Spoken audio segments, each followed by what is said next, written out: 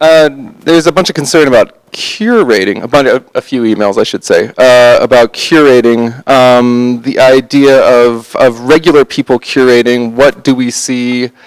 Who are the types of people we expect to be curating in venues? Who are going to be selecting the art? A very compelling analogy made about being a lawyer, and you wouldn't go into court without one. You know, why would you hold an art show without a curator? Do you guys want to discuss that in length anymore?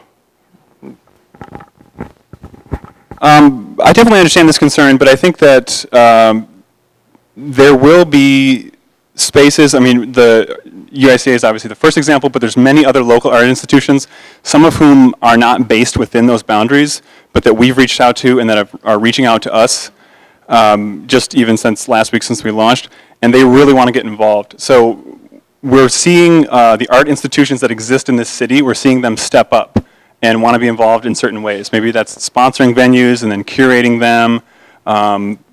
However that's going to work, we are going to be really excited about facilitating that.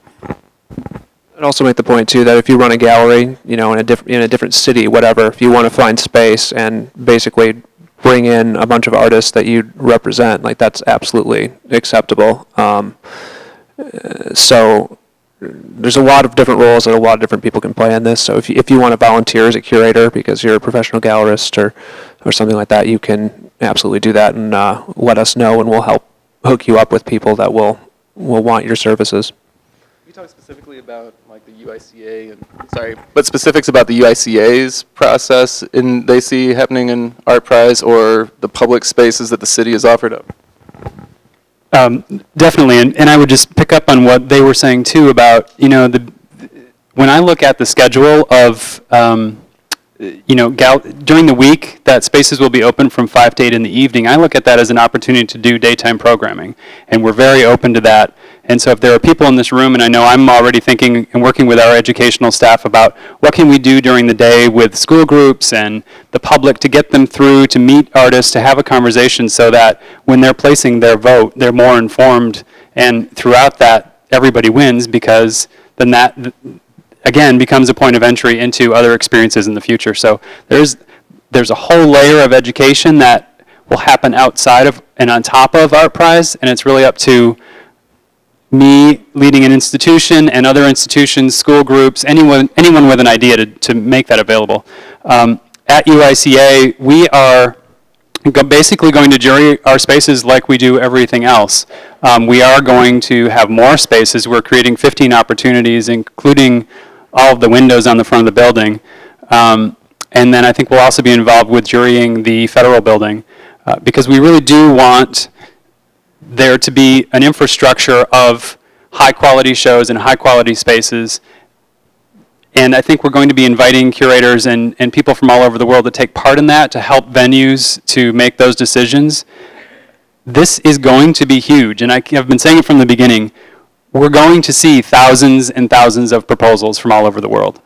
And I don't want anyone to be overwhelmed by that. I want us all to work together to say, how do we make this absolutely the best exhibition that has happened anywhere, and with a public that's the most engaged. So, but we're very open to ideas, and we need help to make that all happen. Do you guys cover like city parks and things as far as what? Yeah, working with curators like UICA. A bunch of people asking about music. Can people be musicians and perform at ArtPrize? Yeah, it's a good question about performance-based pieces. So if you want to do big, kind of massively distributed participatory things, if you want to do kind of any sort of moving performance, anything, you really just need a home base for that. So you need to secure a spot that the artifacts from that performance can live on beyond just the performance. Ideally, you're doing it, you know, every day if it's performance-based. But if you can only do it once because of the nature of it, or you know, you can need to leave, whatever, you really need that home base for people to be able to see the video, or you know, see the burned out husk of the log cabin that you burned down. There's people from the fire department here. I probably shouldn't say that. I'm kidding, just a joke. Yeah, so that's the idea behind performance.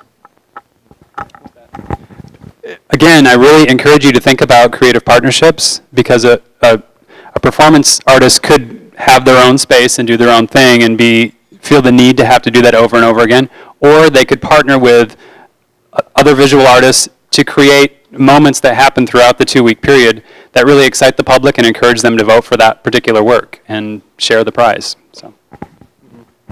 Some questions about collaborators. Can you work with collaborators? The answer, you got that? Kevin, you want to do that? Yeah, this is a bit tricky. The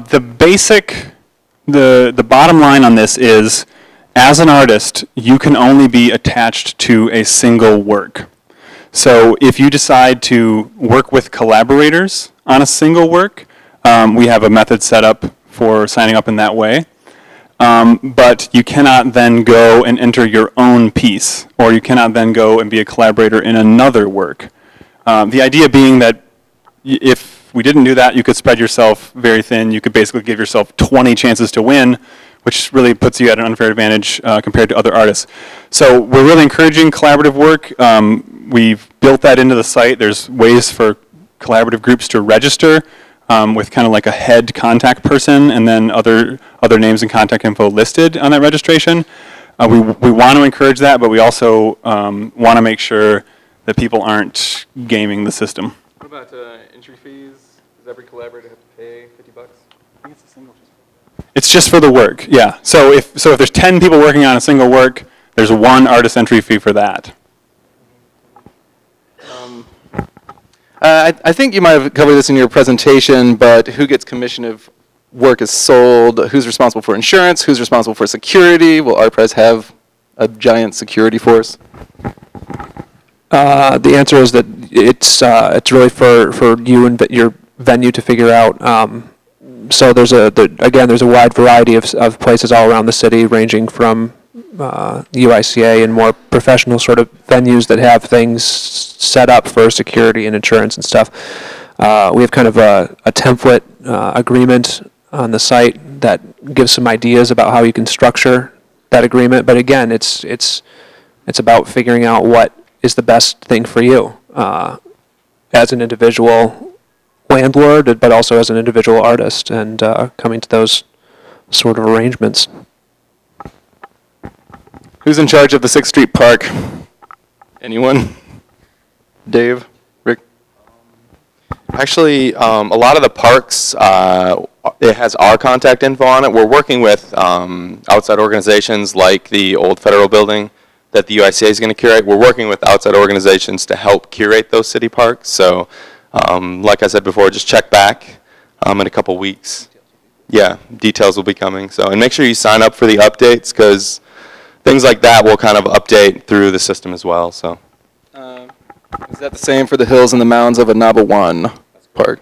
Yeah, all the city parks and bridges right now, we're kind of holding until we can find those folks to help us out. So, raise your hand if you live on the west side. This goes out to you. Is the west side included? I think you guys probably know. You probably saw the map. There is a significant portion, I think, of the west side included. What did you guys feeling good about that, or is there more about the west side? Yeah. All right. I think. Yeah, go ahead. I'll also say that part of what we're going to be providing is ArtPrize once we kind of figure out.